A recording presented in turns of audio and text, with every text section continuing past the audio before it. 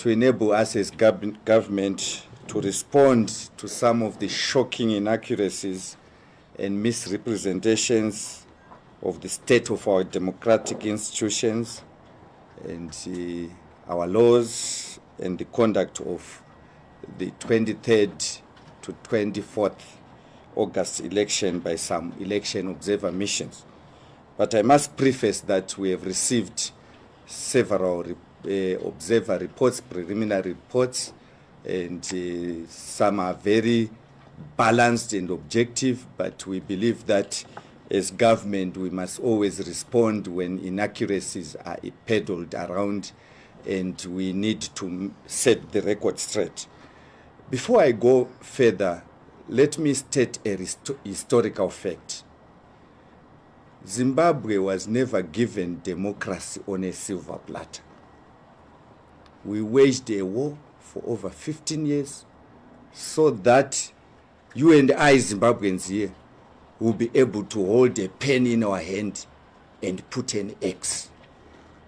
And the majority of those that are making loud voices, they never helped us. It's the blood and sweat of sons and daughters of Zimbabwe. Some lying in forests, unmarked graves, nobody knows where they've died, and some we know where they were laid to rest. So the basic principle is, since 1980 when we got independence, we told ourselves, we fought for this democracy, we have elections when they are due, and we have religiously followed that to this day. So we believe that some of those who want to teach us on democracy, they can actually get lessons from us. And it's very disappointing that some of the reports that have been issued so far read like a script from one of the election contenders, as there appears to be some wholesome adoption of their position as an established fact. In fact, even before the election, you could follow. Some of you know, you can follow what some people have been saying, and it has exactly been reproduced by some of the election observers without even bothering to hear the other side of the story. And we believe that is not balanced reportage. And there's a striking semblance in diction and nuances between certain reports that have been produced by certain observers. And this cannot be a coincidence to say that if you read this report and you read this report, you can almost tell that the writer is the same. And we believe that it's something that we cannot allow to go unnoticed, because it was strikingly there for all to see. And we said there is an agenda to this. However, as government, we always welcome and appreciate progressive comments that are aimed at strengthening our systems, institutions, processes, as this tallies very well with our Vision 2030. And we aim to enhance all facets of our society. However, we take strong objection to any statements that deviate from defined mandate and the code of conduct of observers. I'm saying this because when observers come to our country to observe elections, they have not come here to rewrite our laws. If we have a constitution that dictates what we are supposed to do and laws, observers are there to follow whether our processes are within the confines of our laws. But some of the comments, like one which was saying that we were supposed to allow homosexuals to contest, as if we even ask your sexuality when you go to Sadc to put your nomination papers, notwithstanding that our culture does not allow that. And then they come here to say we must recognize minorities. I think that was also an example of uncalled reportage to try to tarnish the whole process in a manner that we felt that we should respond. Coming to issues of political and the security environment, I want to state that we are a very peaceful nation. If there are international observers here and even local, international reporters or local journalists who have traveled, you admit that your country is one of the most peaceful in the world. And we take pride in that. And we believe that this peaceful culture that we have is an essential ingredient for us to hold a credible election. And as the Second Republic, you recall that all the rallies that His Excellency has addressed, he hammered on this point.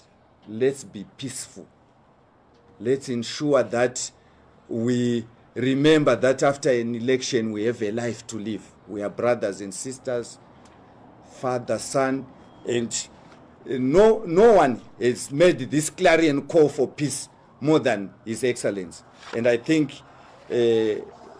issues to say that the environment was not peaceful were a script from a contender, but they do not depict what was on the ground. In fact, during the pre-election period, sometimes you drive across the country, you do not notice that we are in an election period. It was very quiet indeed. And as government, we are actually alarmed that some reports went on and on and on about the delimitation process.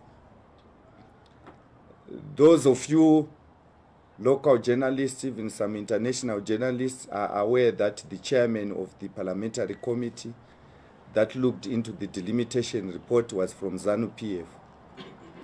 And those who followed parliamentary proceedings will know that this was widely debated. And these very same people who are attacking our system, they always speak about upholding constitutionalism. Our laws as they are dictate that ZEC has a final say in the delimitation process. And as a country, we didn't want to violate our constitution and not accept what ZEC was saying about the delimitation process. In other words, whatever the delimitation report was, or how the country was delimited, it affected all parties equally. And this is an established fact, because the voting in parliament, the sentiments was the same across the board. But all of a sudden, we find it being sneaked into the observer mission report, a process outside their mandate to observe the election. Observers do not come here to dictate how we legislate, but they come here to observe, at our invitation, by the way, how we are conducting our elections, and whether we have whether that is consistent to the laws that we have. And we believe that this comment was outside the mandate that some of these observers had been given. And on freedom of assembly, there was an insinuation that ZANU-PF is the only one that was allowed to hold rallies, and the other parties, they had their rallies cancelled or they were denied by the police permission. We had $1,000 fee for MPs, $10,000 for presidential candidates.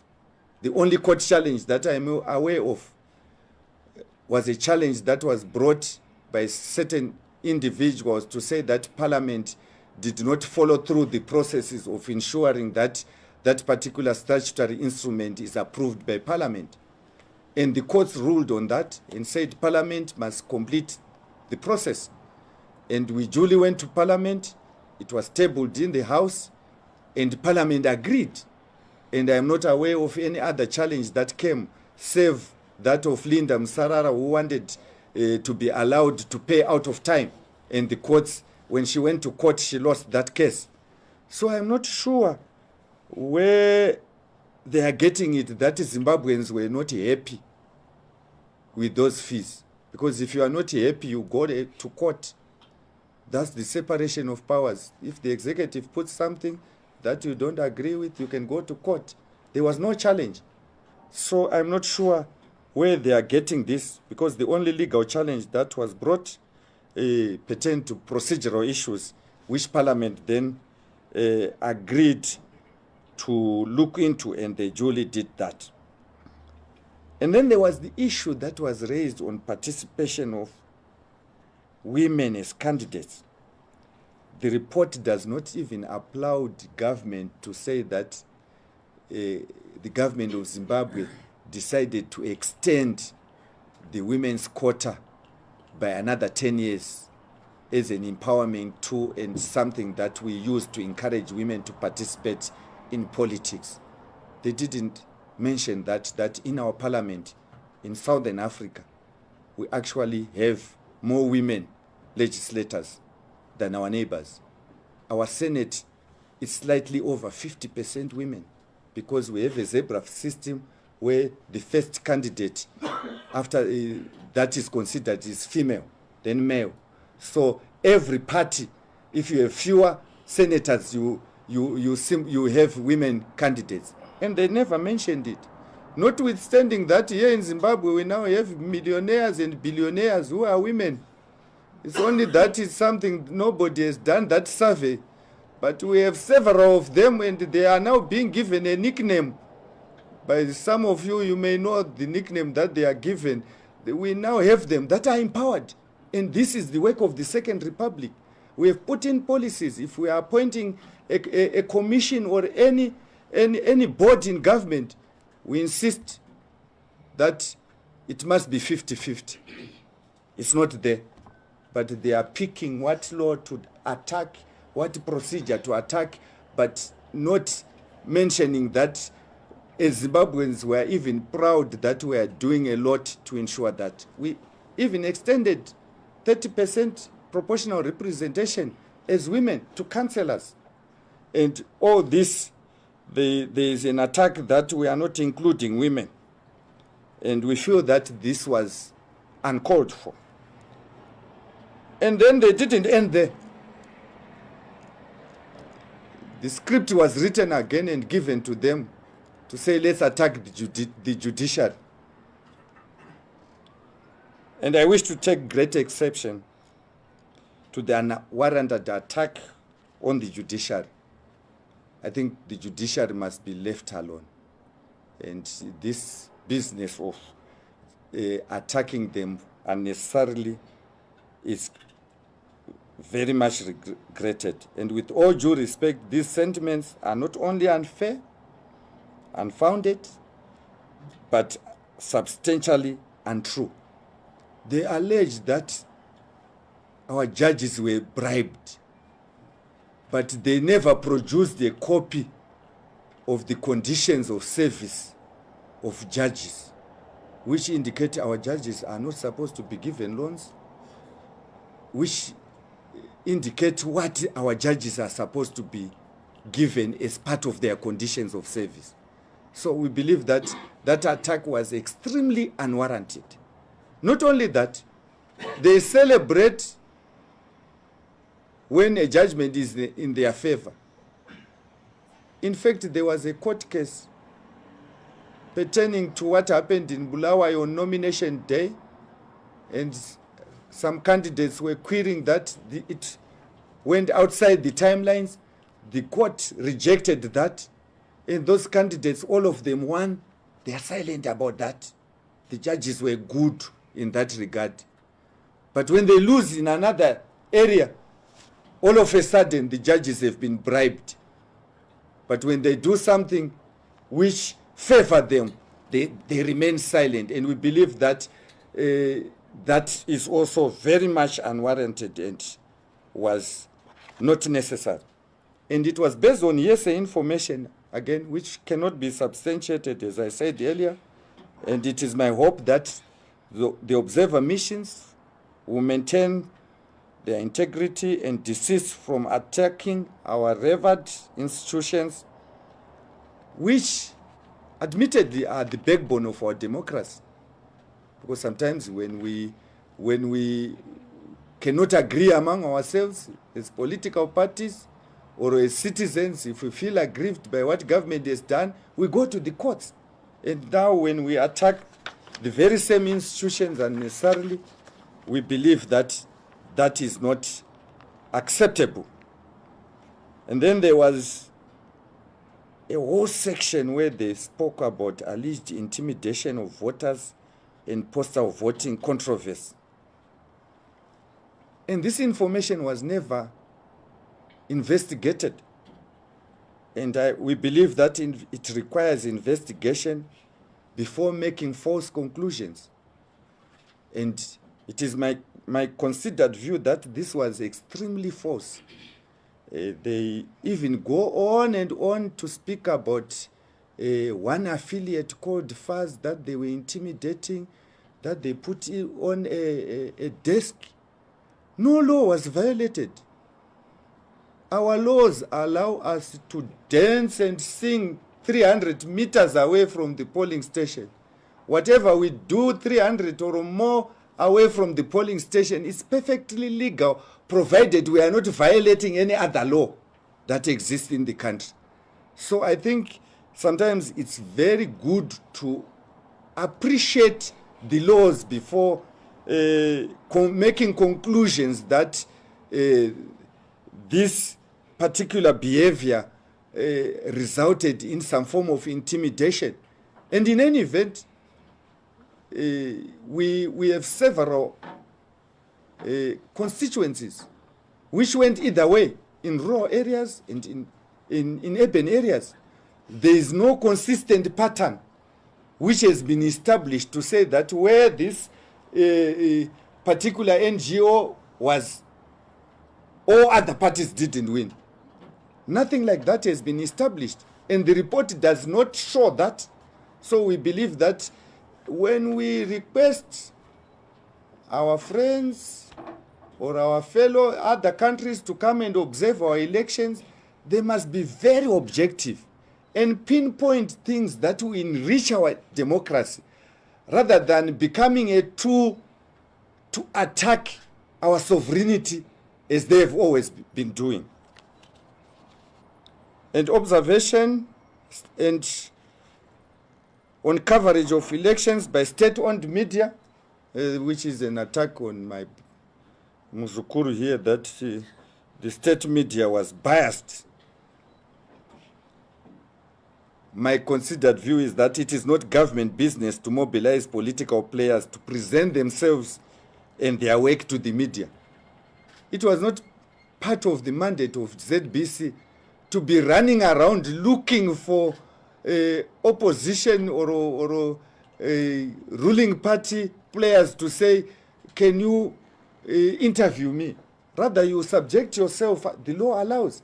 And I remember, and this is an established fact, several reports on ZBC when they were interviewing, and some opposition contestants were saying, we need clearance from our superiors.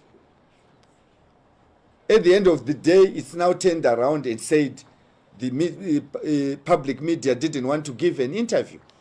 I think that is also not a very fair comment, which portrayed wrongly events that were obtaining on the ground.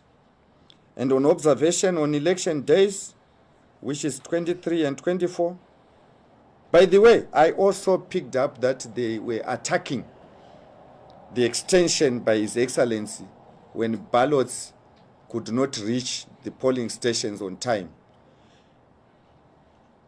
In fact, I think that was one of the most important decisions that was made by His Excellency to ensure that everyone exercised their right.